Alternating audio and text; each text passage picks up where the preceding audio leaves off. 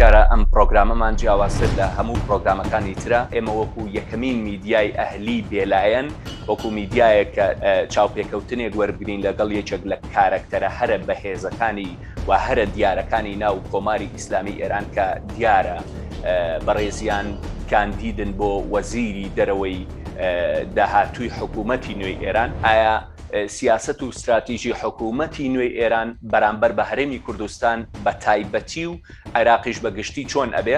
حتمما لە پاڵ ئەوەشدا باس لە ململایەتەکانی ئەو وڵاتە دەکەین لەگەڵ ئەمریکا. ئێمە سیاستمان ئەمەیە، نێوانی هەر وڵاتێکی ئیسلامی لە جیهانی ئیسلامیدا ئیتر لە هەر جێگەیەک بێت لاجێی جیاکاری یەکگرتووی دروست بکەین و هەموو ئەو مەرزانەی کە وڵاتە ئیسلامیەکان بەیەکەوە ئەبەسێتەوە لابەرین. ئێمە لەگەڵ یەک پارچەی خاکی عێراقداین و دەمانەوێت عێراق لە سەر پێی خۆی بوەستێت و هیچ دەوڵەتێک دەستوەر نەداتە ناوی. زانم بۆ چوونی تۆ چییە سەبارەت بە کێشەی دارایی لە هەرێمی کوردستان؟ ئایا کۆماری ئیسلامی ئێران تا چەند گرنگی دەدات بە ئابووری هەرێمی کوردستان؟ زانیاریم هەیە ئیسرائیلیەکان دەستیان پێکردووە کە کۆمەڵێک خاکیان لە هەرێمی کوردستان کڕیوە.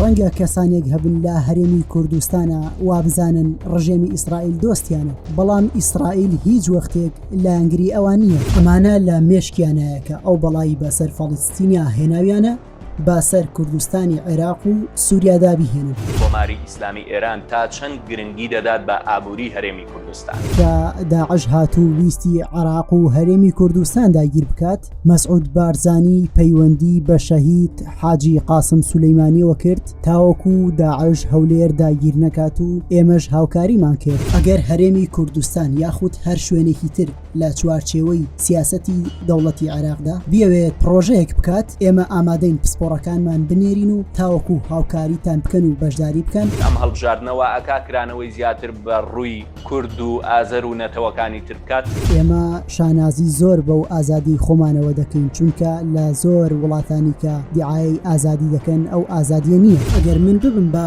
وەزیری دەرەوەی ئێران ئەوە سیاسەتی ئینقلابیەکان پەیڕەو دەبن.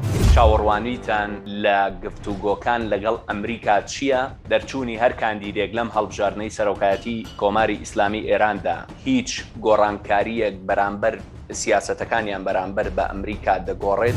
ئێمە ئەسڵەن متمانەمان بە ئەمریکا هەر نییە.